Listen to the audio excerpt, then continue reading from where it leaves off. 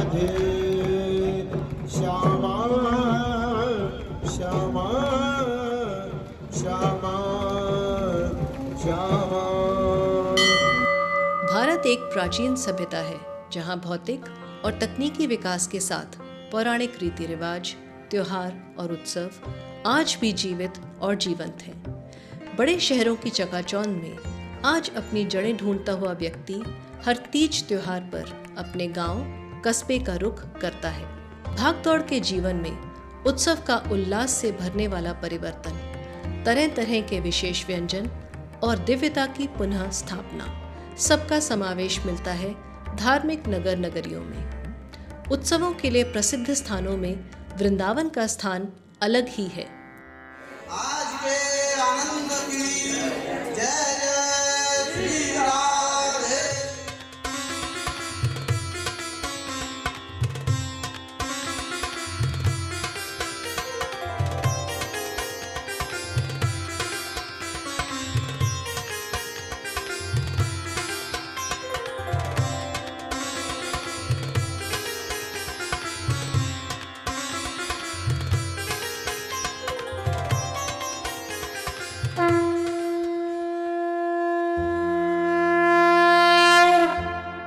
वृंदावन सौ वन नहीं, नंद गांव सौ गांव, वंशी वट सौ वट नहीं, कृष्ण नाव सौ नाव। अर्थात वृंदावन जैसा कोई और वन नहीं, नंदगांव जैसा कोई गांव नहीं, वंशी वट जैसा कोई वट वृक्ष नहीं और कृष्ण जैसा कोई और नाम नहीं। राजधानी दिल्ली से लगभग 150 किलोमीटर दूर यमुना तट पर स्थित श्री कृष्ण जन्मभूमि मथुरा जिले की वृंदावन नगरी का महत्व सर्वविदित है। वृंदावन नाम यहाँ स्थित प्राचीन काल के गहन तुलसी के वनों को इंगित करता है। भगवान श्री कृष्ण की लीला स्थली, गोप गोपियों के संग रास लीला, सप्त संप्रदायों के सप्त देवालय और संतों की साधना स्थली ने मिलकर वृंदावन को कृष्ण भक्ति का सबसे बड़ा केंद्र बनाया है।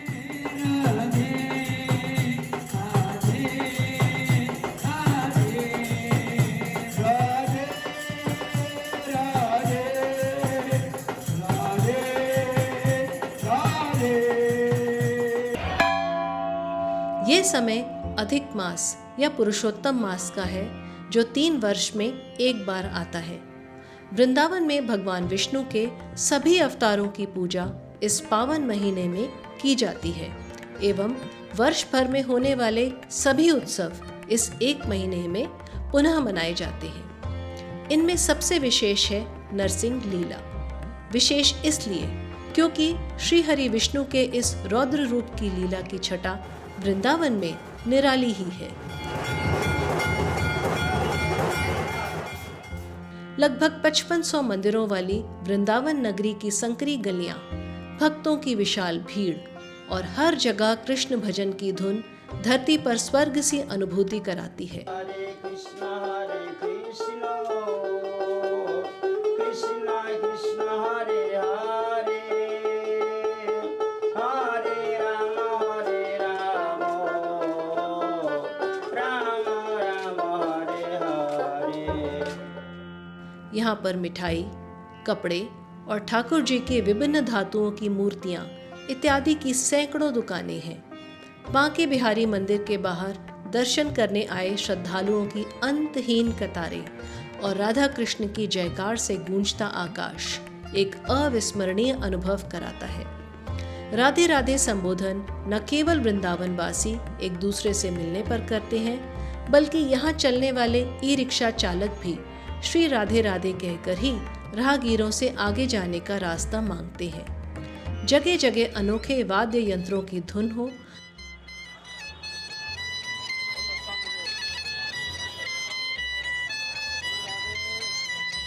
या फिर संध्या काल में केशी घाट पर होने वाली यमुना आरती, ये सब कुछ वृंदावन आए हुए श्रद्धालुओं को आध्यात्मिक शांति की अनुभूति कराते हैं।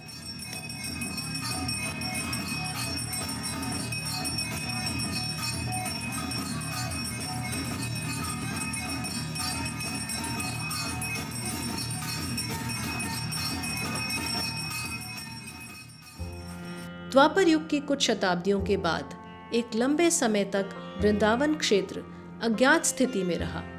16वीं सदी में चैतन्य महाप्रभु वृंदावन आए और उन्होंने यहाँ भगवान कृष्ण से संबंधित स्थलों को रेखांकित किया। इसके बाद इस नगरी में अनेक मंदिरों की स्थापना हुई, जिनमें कई मंदिरों के विग्रह स्वयं प्रकट हुए हैं। यहाँ के निवासियों के अनुसार वृंदावन में नरसिंह लीला का इतिहास लगभग इतना ही पुराना है, परंतु वे इस उत्सव से जुड़ी अपने पैतृक इतिहास की कड़ियाँ लगभग 250 वर्ष तक जोड़ पाते हैं, जो अपने आप में एक लंबा समय है। हमारी पीढ़ी में हमारा लाला 7वीं पीढ़ी नृसिंह बनने आया। हमारी हर पीढ़ी, ऐसा कोई व्यक्ति नहीं है जो भी नृसिंह नहीं बना है। 7 पीढ़ी हमारी वृंदावन में हो चुकी हैं और 7 पीढ़ी से ही नृसिंह लीला चलती आई है। और हमारे जो भी चेहराएँ 12 जी का, गणेश जी का, हनुमान जी का, ये हम मार्केट से खरीदते नहीं हैं, सब हमारी चाचा जी बनाते हैं, हाथ से पेंटिंग करते हैं। जो है लगभग 250 वर्ष से ये लीला का मंचन शुरू हुआ। तो लीला का मंचन यहीं केशी घाट पे, यहाँ अठखंबा पे, यहाँ से फिर लीला का मंचन शुरू होता है।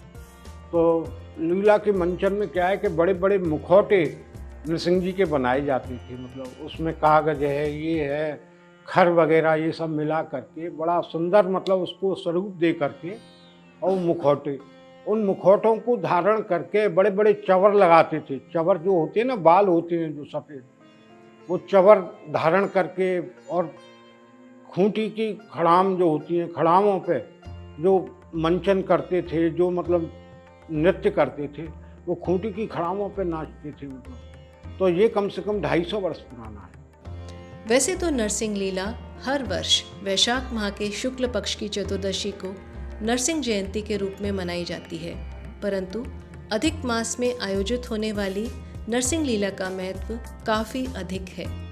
भगवान विष्णु के नरसिंह अवतार का वर्णन हमारे पुराणों में स्थान स्थान पर आता है, और हर वर्णन में कुछ ऐसे प्रसंग हैं जो कि अन्य वर्णनों में नहीं मिलते। इन वर्णनों के तुलनात्मक अध्ययन से भगवान नरसिंह के अवतरण एवं हरिभक्त प्रहलाद से उनके संबंध के बारे में अनेक महत्वपूर्ण तथ्य पता चलते हैं। सतयुग में भगवान ब्रह्मा से वरदान पाकर असुर राज हिरण्यकश्यप अत्यंत बलशाली हो गया था और उसके अत्याचार चरम सीमा पर थे। अपने हरिभक्त पुत्र प्रहलाद को भी उसने बहुत यातनाएं दी, क्योंकि वह चाहता था कि अन्य सभी लोगों की तरह उसका पुत्र प्रहलाद भी उसे ही भगवान माने, ना कि भगवान विष्णु को। भगवान ब्रह्मा का वरदान कुछ ऐसा था कि हिरण्यकश्यप का वध असंभव सा प्रतीत होता था। जब प्रहलाद को मारने के सभी प्रयास विफल हुए तो क्रोध में आकर हिरण्यकश्यप ने उससे पूछा, तेरा भगवान कहाँ है? प्रहलाद ने उत्तर दिया, मेरे हरि कण कण में विद्यमान है। इसी बीच उसने एक खंबे में भी भगवान विष्णु के होने की बात कही। क्रोधित होकर हिरण्यकश्यप ने खंबे पर प्रहार किया और तभी नारायण के नरसिंह अवतार प्रकट हुए।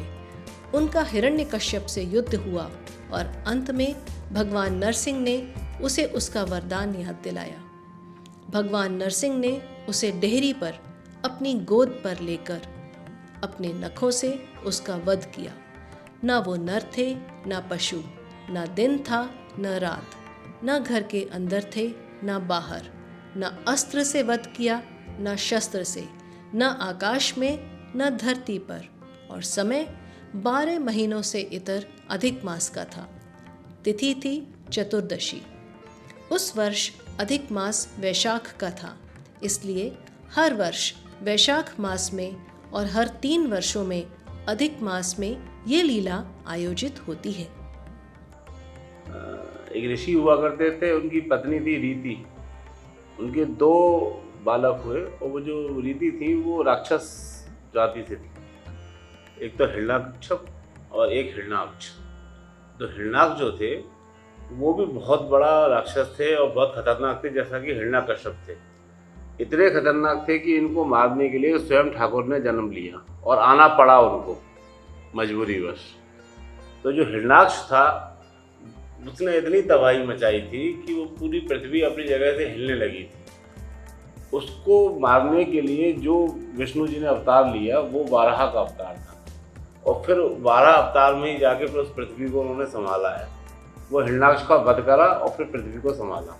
उन्हीं का भाई था हिरण्याकश्यप, जिसको वध करने के लिए भगवान हमारे श्री नरसिंह भगवान ने अवतार लिया था और फिर उसका वध करा।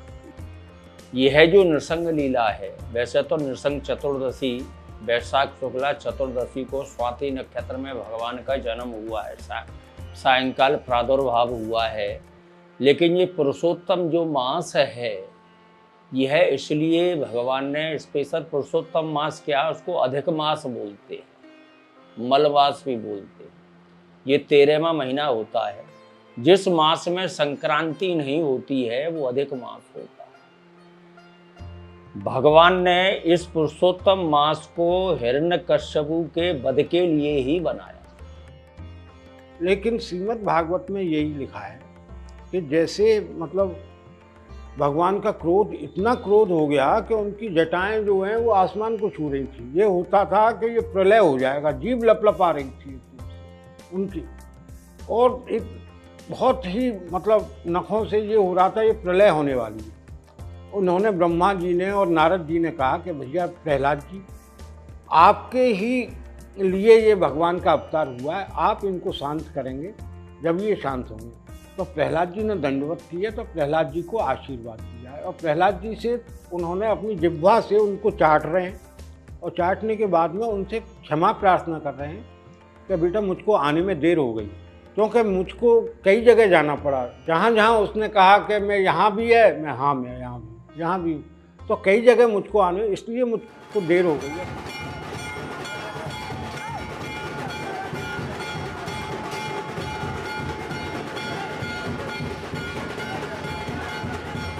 अब प्रश्न उठता है कि किन कारणों से नरसिंह लीला वृंदावन में अधिक उत्साह और बड़े स्तर पर मनाई जाती है। भगवान श्री कृष्ण की नगरी होने के कारण वृंदावन में सभी विष्णु अवतार समान रूप से पूजे जाते हैं। यहाँ वराह भगवान के भी मंदिर हैं। सबसे प्राचीन वराह मंदिर छिपी गली में स्थित है। इसी प्रकार नरसिंह भगवान के अनेक प्राचीन मंदिर वृंदावन में स्थित हैं, जिनमें अठखंबा स्थित प्राचीन नरसिंह मंदिर एवं केशी घाट स्थित श्री लक्ष्मी नरसिंह मंदिर प्रमुख हैं। हमें केशी घाट स्थित श्री लक्ष्मी नरसिंह मंदिर में भगवान नरसिंह के संपूर्ण स्वरूप विग्रह के दर्शन करने का सौभाग्य मिला। मंदिर के महंत पंडित अमित कुमार गोस्वामी ने बताया कि यह विग्रह उनके पूर्वजों द्वारा यमुना नदी में प्राप्त हुआ और यहाँ स्थापित किया गया। पंडित जी द्वारा विग्रह के बारे में बताई गई जानकारी अत्यंत रोचक है। साथ ही भगवान नरसिंह की सज्जा की सुंदर प्रक्रिया भी देखने को मिली। ये ठाकुर जी का स्वरूप है। ये दो भुजा हैं, इनके ऊपर एक तरफ सूरज और एक तरफ चंद्रमा, दोनों हाथों से उनको बंद कर रखा है। न दिन होने देंगे न रात होने देंगे। ये हिरण्याकश्यप है, ये चेहरा है, ये पेट है, ये इनके दो भुजाएं, उनका पेट फाड़ रही है, पूरा स्वरूप है। ये पैर है इनके। ये लक्ष्मी जी खड़ी हुई हैं बगल में हाथ जोड़ के। ये प्रहलाद जी दंडवत कर रहे हैं और नरसिंह जी अपने पैर से उनको आशीर्वाद दे रहे हैं। ये पूरा स्वरूप है और ये हैंडमेड नहीं है, ये स्वयं प्रकट मूर्ति है। श्री यमुना मैया में हमारे पूर्वजों के द्वारा निकाली गई और यहाँ स्थापित की गई। रोज रात को ऐसी सेवा होती है, इनके चरणों को दबाया जाता है। ये हाथों में ये भुजाएं हैं इनकी। ये जो आपको दिखाई पड़ रही है ये इनकी अंतड़ियां हैं जो पेट फाड़ के निकाली गई है। ये पूरा ये सब क्योंकि उन्होंने पूरा ऐसे उग्र ऐसे करके फैलाया है मामला पूरा, तो वो फैल के उनके बालों में, उनकी पीठ पे, आगे पीछे चारों तरफ उनके पेट फाड़ के अंतड़ियां बाहर निकली। तो ये स्वरूप में दिखाई गई है ये पूरी। वृंदावन में जगह जगह होने वाली नरसिंह लीला में अठखंबा स्थित प्राचीन नरसिंह मंदिर, केशी घाट स्थित श्री लक्ष्मी नरसिंह मंदिर और छिपी गली स्थित वराह मंदिर की लीला सर्वाधिक प्रसिद्ध है।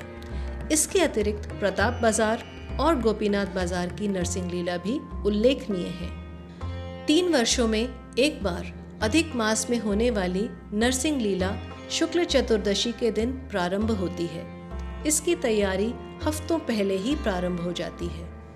लीला का मुख्य आकर्षण इसके मंचन में प्रयोग होने वाले भगवान के मुखौटे हैं, जिन्हें वृंदावन में स्वरूप का चेहरा कहा जाता है। वैसे तो सभी प्राचीन मंदिरों में पहले से प्रयोग में आ रहे चेहरे ही लीला में प्रयुक्त होते हैं, परंतु इन चेहरों की निर्माण कला अनूठी ही है। चेहरे बनाने की ये कला भारतीय लोक संस्कृति का एक विशिष्ट उदाहरण है। मिट्टी के सांचे में कागज की लुगदी को ढालना और फिर उस पर रंग कर्म करके उसे चेहरे का रूप देना इस कला का मूल है। इस फिल्म की शूटिंग के समय हमें मथुरा में 2 परिवार मिले जो कई पीढ़ियों से इस कला को जीवित बनाए हुए हैं।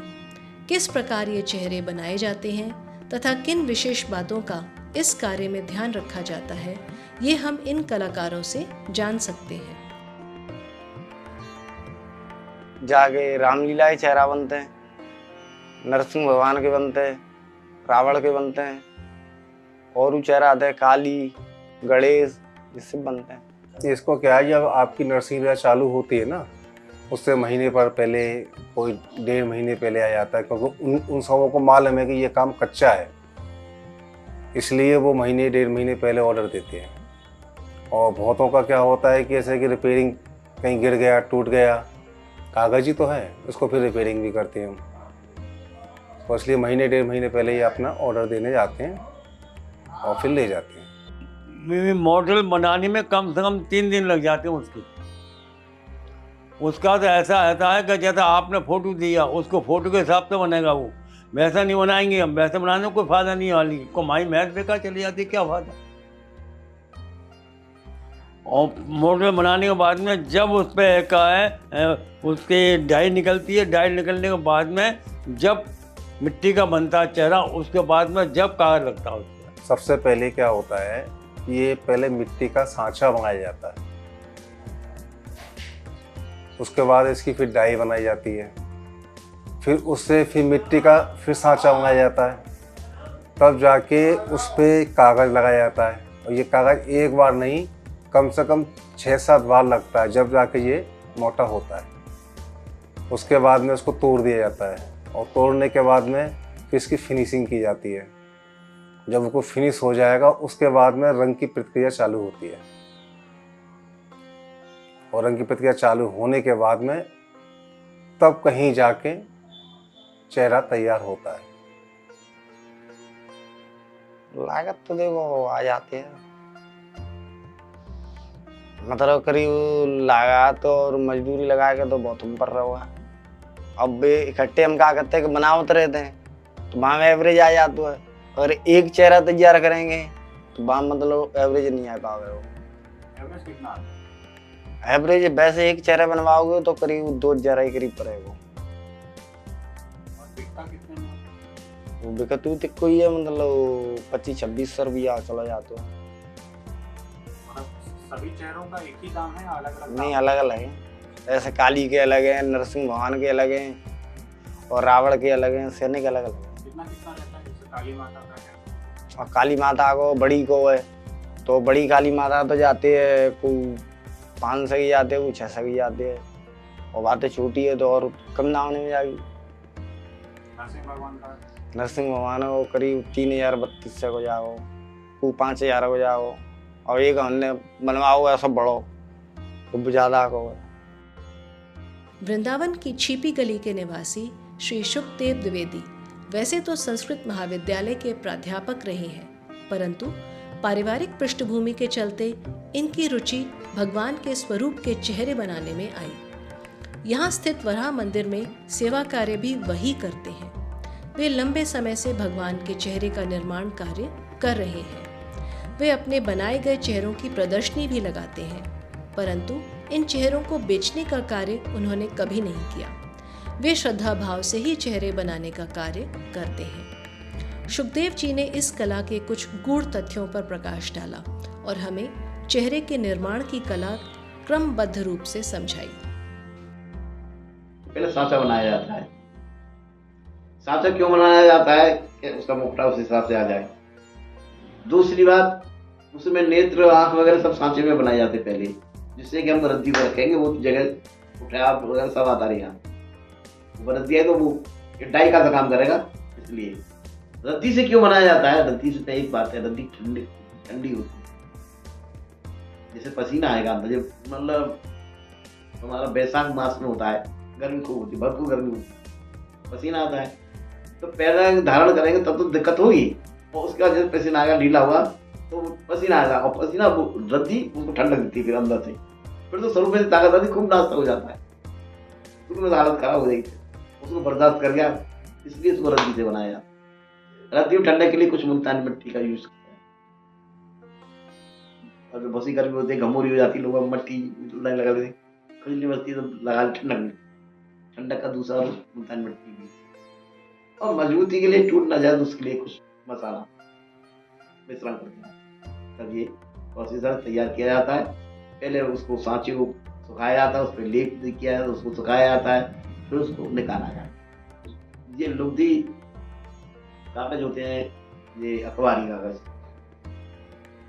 नए अखबारी कागज परेशान करेंगे कोठरी में लुगदी को वगैरह। और कुछ किताबों की पन्ने होते हैं, चिकनी होते हैं, वो इस लायक नहीं है।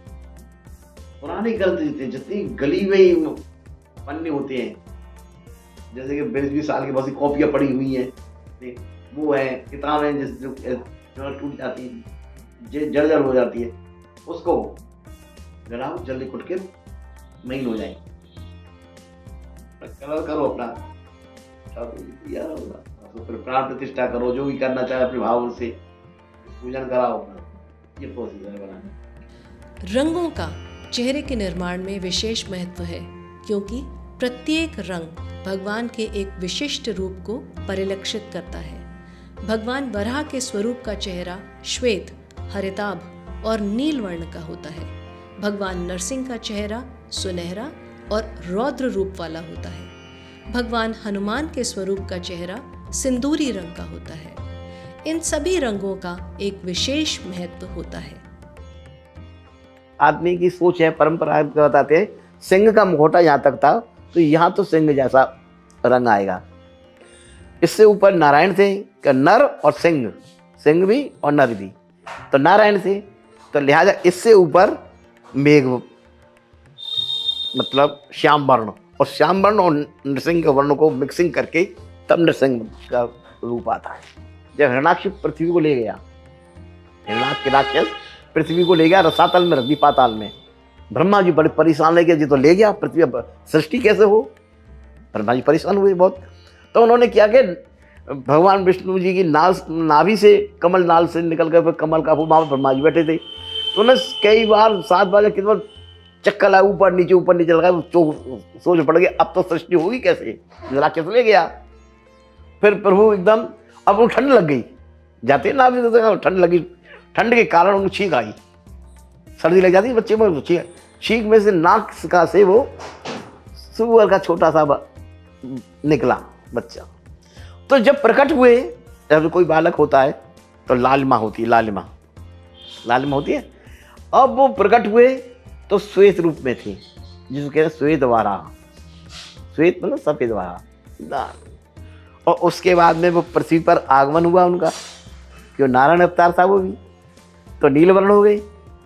तो नील, इसलिए 12 के 3 स्वरूप में होते हैं, श्वेत, एक नील वर्ण, जो नील वर्ण का मैं तैयारी कर रहा हूँ उसको, जो यहाँ नहीं है, लोगों को जानकारी नहीं है, 2 ही लेते हैं, हरा सफेद। और उसके बाद में युद्ध किया था सागर में, काफ़ी वर्षों तक युद्ध हुआ है उससे, ये तो दिखाते। युद्ध में सागर की जो लहरें होती हैं, सागर का रंग जो होता है, कुछ काइयाँ होती हैं गंदगी अको, तो उसमें घुसकर ही निकाल कर पृथ्वी को लाए, तो युद्ध चलाए तो उसमें वो हरे हो गए। देखा हुआ है, काई होती है, वो काई का रूप होता है हरा या मूंग या कलर, उस कलर का रूप हो गया भगवान का। लीला का मंचन वृंदावन के निवासियों द्वारा ही किया जाता है, जो अलग अलग स्वरूप धारण करते हैं। इनमें नरसिंह, वराह, गणेश, हनुमान, प्रहलाद और हिरण्यकश्यप शामिल हैं। स्वरूप एक प्रकार से विशेष परिधानों और चेहरे के साथ की जाने वाली एक प्रस्तुति है। स्वरूप बनने की कामना यहाँ के स्थानीय निवासियों में देखते ही बनती है।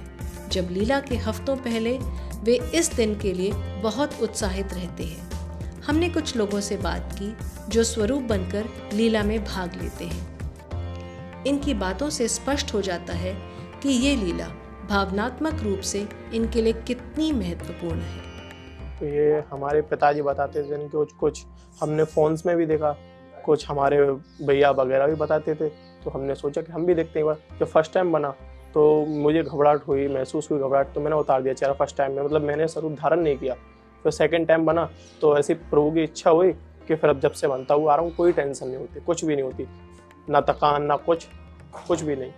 बचपन से पहले नरसिंह जी बनता था, बालाजी बनना पहली बार।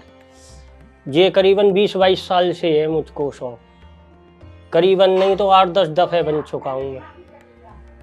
और हमारे यहाँ से निकलते हुए करीबन नहीं तो 12-13 साल हो गए स्वरूप को। हमको शुरू से बचपन से शौक है इसका। बचपन से देखते आ रहे हैं, शुरू में डर लगता था, फिर भी डर डर के देखना, बड़े होते होते अंदर से इच्छा होती थी भैया बनते, पापा बने मेरे शुरू में, पापा को देखते हुए, और फिर मतलब अंदर से हमारा ही मन किया हम बने।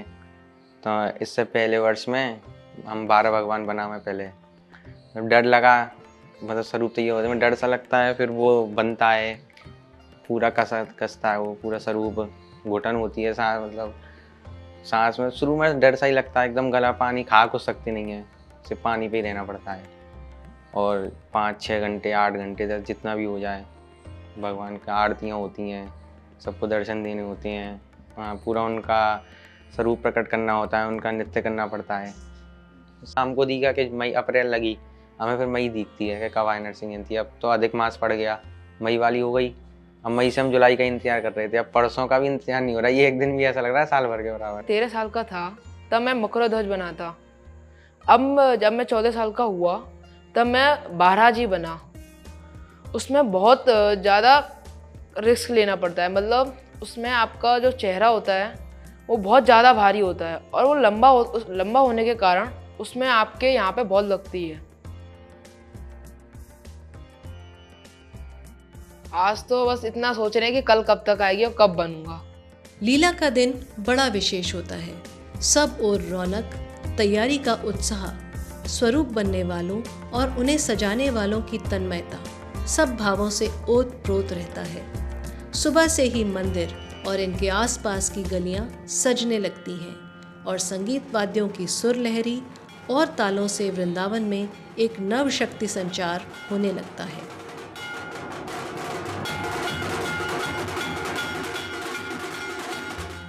नरसिंह लीला 3 चरण में संपन्न होती है। शुक्ल चतुर्दशी की दोपहर से अठखंबा के प्राचीन नरसिंह मंदिर में भगवान नरसिंह का महाअभिषेक होता है। संध्या काल में लीला का मंचन होता है और अगले दिन 56 भोग के साथ लीला की समाप्ति होती है। भगवान नरसिंह का महाअभिषेक एक शास्त्र सम्मत विधि से किया जाता है। श्रीरंग मंदिर वृंदावन के महंत आचार्य विजय किशोर मिश्र ने हमें इस विधि की विस्तृत जानकारी दी, जो अठखंबा के नरसिंह मंदिर में महाअभिषेक की प्रक्रिया संपन्न कराते हैं।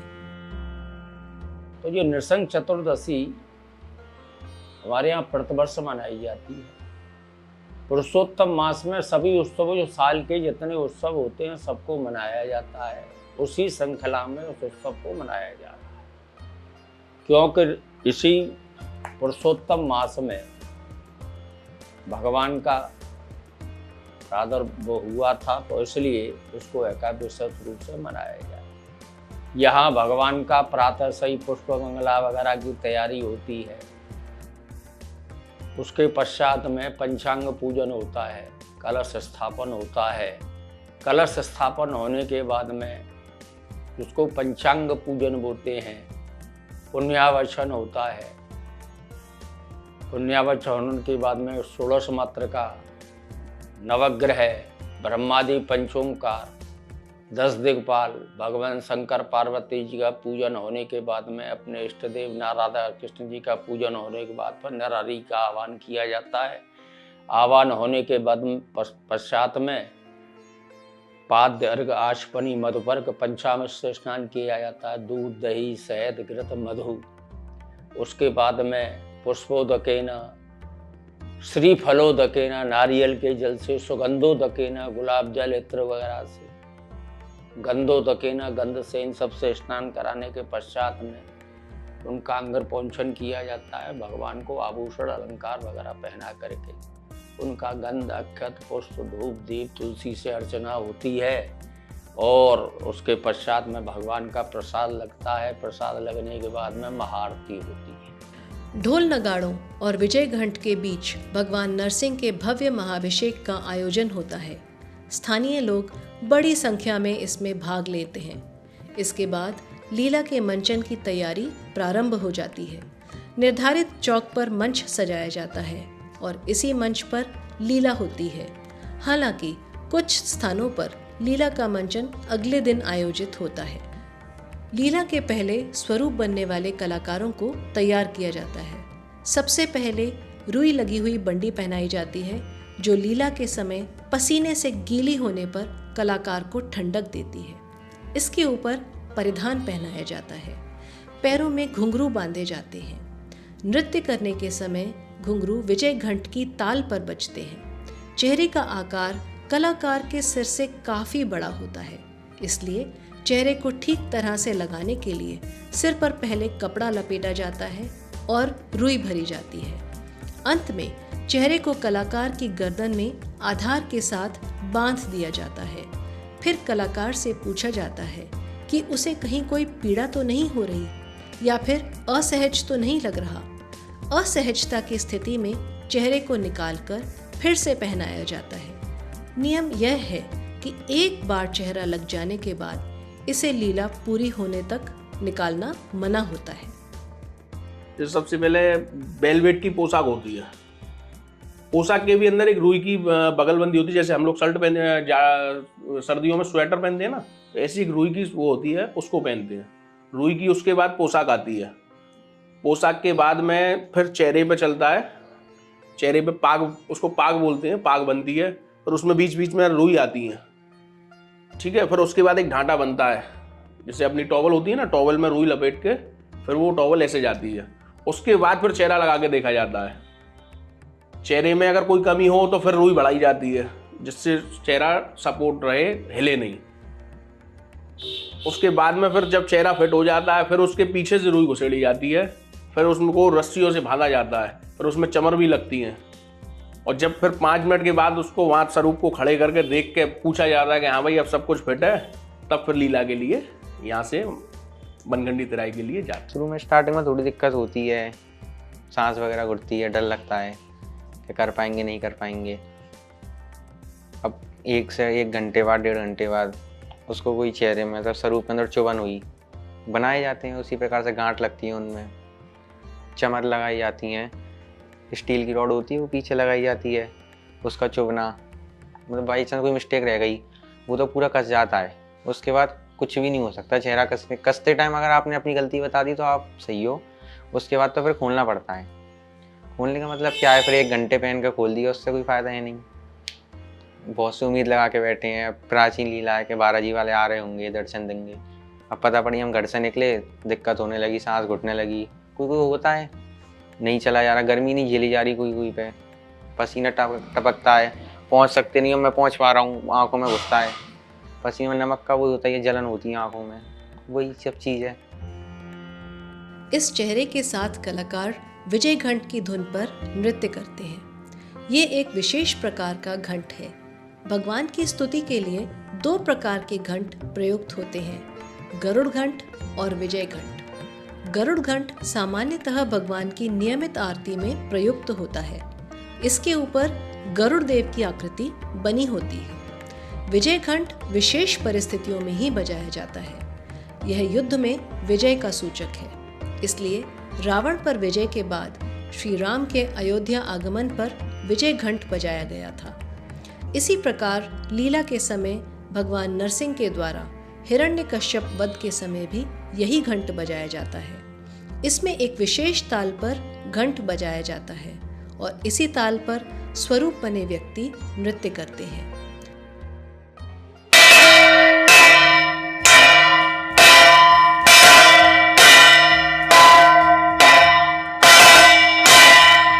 यानी ये अब क्या करते हैं,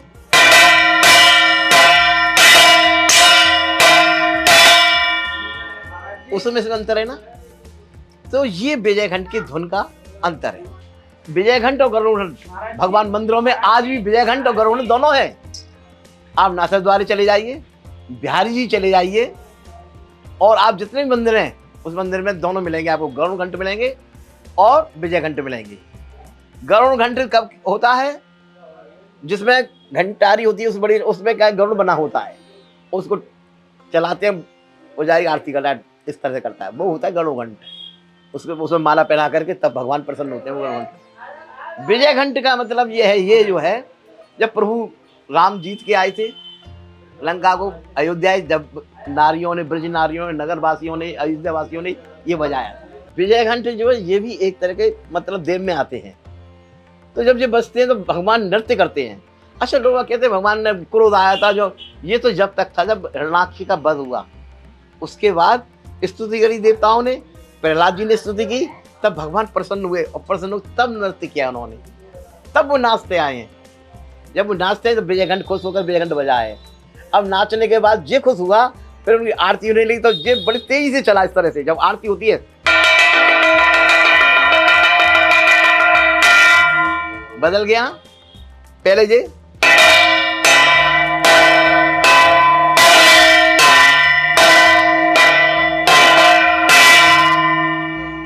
ये नृत्य का रूप है, वो आरती का है। चेहरे वैसे तो कागज की लुगदी के बनाए जाते हैं, परंतु ये काफी भारी होते हैं। भीषण गर्मी में चेहरों को घंटों पहने रहना होता है और साथ ही नृत्य भी करना होता है, परंतु स्वरूप का नृत्य देखकर लीला देखने वालों को ये आभास भी नहीं होता कि ये कितना कठिन काम है। लीला के दिन कलाकार उपवास रखते हैं और लीला पूरी होने तक जल भी ग्रहण नहीं करते। कलाकारों की माने तो स्वयं ठाकुर जी उन्हें लीला करने की शक्ति देते हैं। प्रभु की महिमा तो है, क्योंकि इंसान में तो इतनी शक्ति नहीं है कि वो पूरे दिन इतनी गर्मी में रह सके। पहने जाने वाले परिधान भी विशेष कारणों से विशिष्ट रंगों के होते हैं। भगवान नरसिंह के धारीदार वस्त्र, भगवान वराह के हरित और श्वेत वस्त्र एवं भगवान हनुमान और गणेश के नारंगी और गुलाबी रंग के वस्त्र उनके शास्त्र वर्णित स्वरूप के कारण हैं। नरसिंह लीला ब्रज की पारंपरिक युद्धक नृत्य शैली है। इसमें मल्ल विद्या और पटेबाजी के पैतरों का प्रदर्शन देखते ही बनता है। ब्रज क्षेत्र के वाचिक इतिहास में विद्यमान अनेक जानकारियां आज विलुप्त होने के कगार पर हैं। युद्धक शैली और घंट विद्या की जानकारी भी उसमें शामिल है। ये पूर्वजों का और लीला प्रवर्तकों का कहना है, ये नरसिंह चतुर्दशी वैशाखी पूर्णिमा के समय होती है। वैशाखी पूर्णिमा में गर्मी बहुत होती है। तो प्रभु का तो स्वरूप ऐसा है कि भक्ष्य स्थल वगैरह ऐसे हैं, अपना श्रृंगार से ही वो उसकी पोशाक थी। लेकिन इतनी गर्मी में इस लीला को करने का कारण ये था कि यहाँ पे भ्रमण करता ही है, नगर भ्रमण होता है स्वरूपों का, तो गर्मी, चिलचिलाती गर्मी में बदन तपने लगता है, तो इससे बचाव के लिए लोगों ने पोशाकों को रखा। पोशाकों में क्या रखा, जैसे कि पूर्वजों का कहना है कि भगवान नरसिंह हैं, ये सिंह का रूप है, लेकिन उन्होंने पहले पोशाकों में अपना लिया, अपने हिसाब से बताया था। लोगों को लेपर्ड बना, चीता की ड्रेस में पोशाक बनाई ठाकुर जी की, जिससे उनको मैच खाए, अच्छा लगे। आगे जैसे ही बड़ा मामला, तो उसमें उस पोशाक को बदला और उस पोशाक को टाइगर के हिसाब से ले लिया, बाघ के हिसाब से। तो जो आजकल जितना है वो बाघ के पोशाकों में चल रही है। ये काइया जैसे रंग की, हरी भी नहीं कहते इसको, काइया सागर में जो उगाता, तो सब सागर के रंग का सा हरा है काइया रूप से। ये पोशाक 12 भगवान की। अब एक और पोशाक सफेद श्वेत है, वो अभी मतलब हमारे पैर में वो स्वरूप तैयार नहीं हुआ, इसलिए वो श्वेत है। गणेश जी का चोला जैसा रंग है, उस तरह से पोशाक बनती थी। और उसको पोशाक पहना करके, अब पोशाक में श्रृंगार पुरुष करता है, स्त्री करती है, इनका श्रृंगार भी होता था। पोशाक पहन ली, चलो ठीक, उसका कटकाश नहीं होती है, ये पोशाक पहनने के बाद में जो पजामी पहनी जाती है, पोशाक पहने जो पजामी पहनी जाती है, अब उसके लिए सजावट के लिए ये कटकासनी ठाकुर जी को पहनाई जाती है, जिससे उनका स्वरूप में सुंदरता आती है।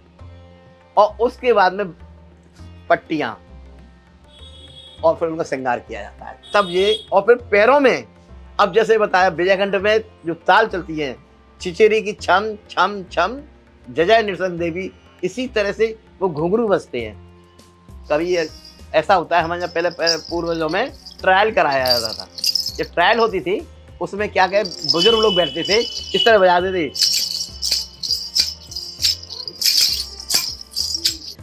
वस्त्राभूषणों की परंपरा के साथ लीला प्रदर्शन के दौरान दिखाए जाने वाले चक्रदंड, झूलदंड, हनुमान बैठक, ढाई चाल और खूंटीदार खड़ाऊ नृत्य आदि के बारे में हमें श्री लक्ष्मी नारायण तिवारी जी ने अवगत कराया।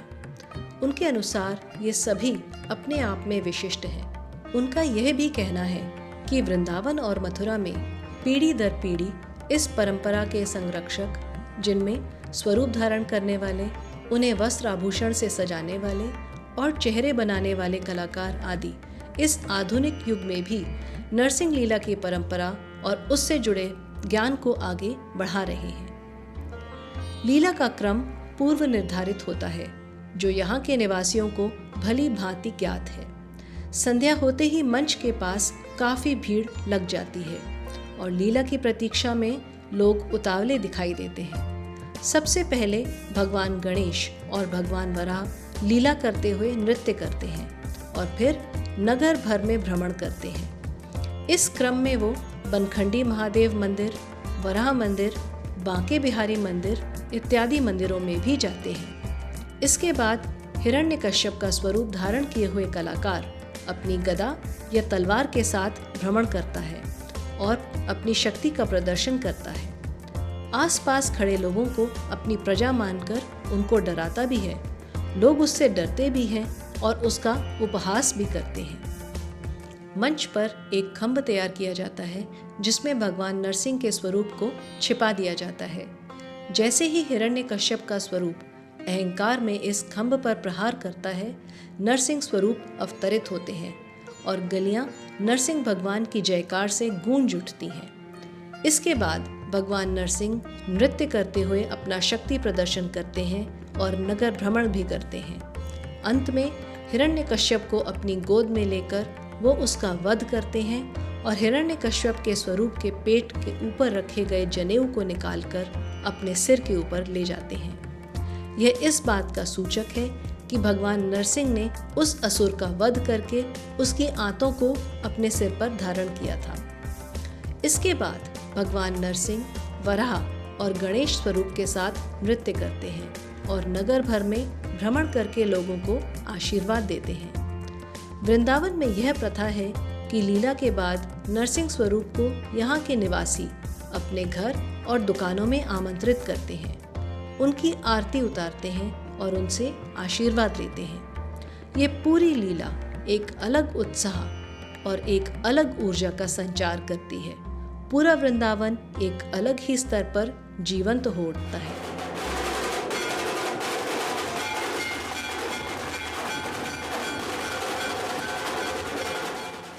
चौदस के दिन ये यहाँ खम्भ फटता है रात को। खम्भ फटने के बाद रात को भ्रमण करते हैं, फिर घूमते हुए अपने बैठ जाते हैं। फिर सुबह आते हैं, वहाँ पे खम्भ फटता है सुबह के टाइम में। फिर उसके बाद शहर में पूरे में घूमते हैं और जो बुलाना चाहता है उसके घर वो अपने उससे आते हैं और आदमी अपनी खुशी के लिए, अपनी मन्नत के लिए उनको बुलाता है। हम माला भी पहनाते हैं और आरती उतारते हैं, प्रसाद भी लगाते हैं और उनको दक्षिणा के रूप में कुछ देते हैं।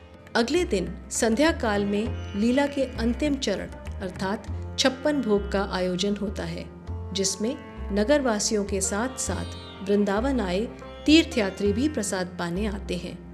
भोग से पहले भगवान नरसिंह के सम्मुख प्रसाद चढ़ाया जाता है।